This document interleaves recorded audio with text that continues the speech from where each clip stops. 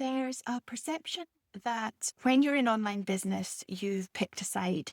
You either trust the data or you trust your gut. You're on the side of that's the way it makes sense to do it, so I will, or that doesn't feel right, so there is absolutely nothing I can learn from it. The online business space likes to operate in extremes. However, do you find that whichever way you pick or lean towards more comfortably, there's always a quiet nagging feeling that you're leaving something important out? I don't operate in a, well, it's one way or the other kind of way. So much gets lost in extremes or binary thinking. There's so much to be gained in nuance and balance. And what I've learned over my near decade now in the online business space is the value of using both, the benefits of both logic and intuition in business. I see my personal spiritual practices as business supporting activities, not because it sounds good or because it's a nice spiritual concept, but because it consistently produces better decisions than either one or the other on its own. So today I want to show you what it looks like in practice. Welcome back to my channel. I'm Lyndon and I talk about entrepreneurial leadership, specifically what it actually takes internally for your business to build rather than just accumulate effort. I've been in the online business space for about 9-10 years now, like I say, and everything I bring to this channel comes directly from that experience. You've probably been here. Something doesn't feel right. A direction that you're being nudged towards, a decision that looks fine on paper, and yet there's something that you can't quite put your finger on that just makes you hesitate. But maybe you push through anyway because the logic checks out, or you hold back because something feels off, and then you spend the next week second guessing yourself for not being more decisive. Or it goes the other way. You follow a clear instinct, you act on it, and then you have a nagging doubt for ages that you might just actually have been avoiding something difficult and dressing it up as intuition. Both of these circumstances are perfectly understandable places to find yourself in, but neither is a particularly grounded place to lead from or to lead your business from. And it's not a confidence problem. It's what happens when you haven't developed a working relationship between those two inputs, the logical and the intuitive, so that instead of them informing each other, they end up competing. Logic and intuition aren't competing sources of information. They're two different types of data. Logic reads what already is known or what has happened already, what numbers say, what the pattern shows, what evidence supports. Intuition reads what you've absorbed through experience and pattern recognition and things that haven't necessarily made it onto a spreadsheet yet, but that your system has registered. The problem isn't using both. The problem for the purposes of today's conversation is not being able to tell them apart. And more specifically, not being able to distinguish genuine intuition from anxiety or wishful thinking or avoidance dressed up as a gut feeling.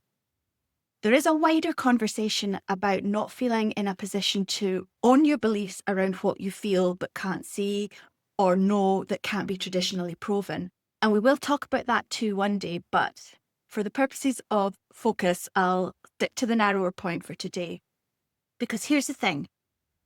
I don't think this offer is right is a feeling that can come from real intuition, but it can also come from the fact that nobody's bought anything this week and your nervous system is in threat mode.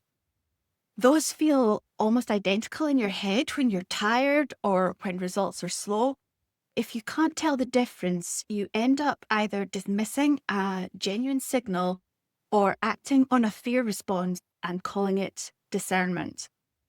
You've probably had the experience of being absolutely convinced in the moment that you were following a real signal and then wondering afterwards whether you were actually just tired or apprehensive or trying to avoid something you'd already decided felt too hard. Genuine intuition, in my experience, tends to be quiet and consistent. It doesn't get louder when you ignore it, it just keeps coming back. Anxiety is noisier and more punchy. It floods in when you're dysregulated or when results are patchy. It has an unpleasant urgency about it that intuition doesn't. And the only way to tell them apart reliably is to have enough stillness in your system to hear clearly and enough experience of getting to know yourself and how things show up for you. And to gain that experience, you have to both feel it's valid to do so and prioritize the practice, which is why the regulation practices we talked about in this video, why your morning practice is a business strategy, the yoga, the journaling, the things that support how you feel on any given day aren't separate from your business activities. They're the conditions under which good decision making becomes possible. Business is personal. I say that a lot, and it's not just a phrase, it's quite literal. My own natural tendency until I started to bump up against the challenges of being a business owner and to learn to value more what is actually true for me, my own tendency was to prioritize the logical, to be objective, and to devalue a feeling that I couldn't fully explain. And I think many of us are like that for the reasons that we've talked about in previous videos about how we're shaped as we grow up to follow a traditional employment path. But I know I can point very specifically to situations in my own life where I ignored that little doubt in favour of what it said on paper, and these situations did come back to bite me. When logic and intuition are out of relationship with each other, you get one of two things. You over-rely on data, which means you override what you know in your body, and you end up with decisions that look right on paper, but create an internal friction that just doesn't quite go away. Or you over-rely on your instinct and you can't back up your choices with any reasoned basis when things get hard, which starts to chip away at your self-trust every time you question yourself. And the problem for your business is that both patterns create an instability in the decision-making cycle. The work is learning to use both, not alternately, not in opposition, but together. And that's why I say I and my business sit at the intersection of logic and spirituality, because for me, it's the integration that is the sweet spot. So when you've developed this integrative approach as a practice, and it is a practice, it's not something that you switch on, it changes how decision-making actually feels. You can sit with a decision and ask, well, what does the information tell me? And how does that sit with what something quieter is telling me too? Because you've developed enough self-knowledge to recognize which one is speaking. You know the difference between your nervous system reacting to uncertainty and a genuine signal that something isn't quite aligned. You can back a decision that has solid logic behind it, even when it feels uncomfortable, because you understand that that discomfort isn't the same as misalignment. And equally, you can follow something that isn't fully explained by the data because you've tested that quieter input enough times to know that it has real value.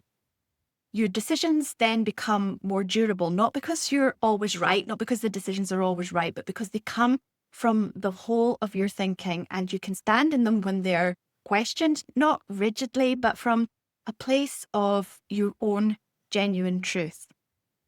So the key shift that I would like to leave you with from this video is integration isn't a spiritual concept, it is a leadership skill. And like every skill, it develops through practice, through the deliberate act of using both inputs, learning how they affect and work for you, and building your ability to tell them apart. So if you want something to sit with this week, try this. Think of a decision that you're currently mulling over. Write down what the logical case says, and then separately get quiet, properly quiet, not just quick pause, but properly quiet and write down what you notice. See where the two positions align and where they diverge and what that tells you about where you are with this and in turn how that feels. What this exercise tends to show is where your work is, whether it's that logical case is solid but something quieter keeps pulling against it, or whether you genuinely can't tell what's coming from discernment and what's coming from all the noise and all the input externally. If you're ready to actually work on building this kind of clarity rather than just thinking about it, recalibrate your 30-day practice to confident decision making is where that work begins. And the link to find out more about that is in the description. Next week, I want to talk with you about something that disrupts this kind of clarity faster than almost anything else, and that is cognitive noise. What it actually feels like in business, what it actually costs you, and what I specifically do in these weeks when the external volume gets so loud I genuinely can't hear my own thinking. So that video is worth coming back for. If this channel is giving you a different way to think about your business, subscribing is the most straightforward way to make sure that the next video finds you when it's out. And I would love to see you back here next week. Leave me a like on your way out the door, share this channel with a business friend, and let's teach the YouTube algorithm that my videos are meant for more people to see them. Bye for now.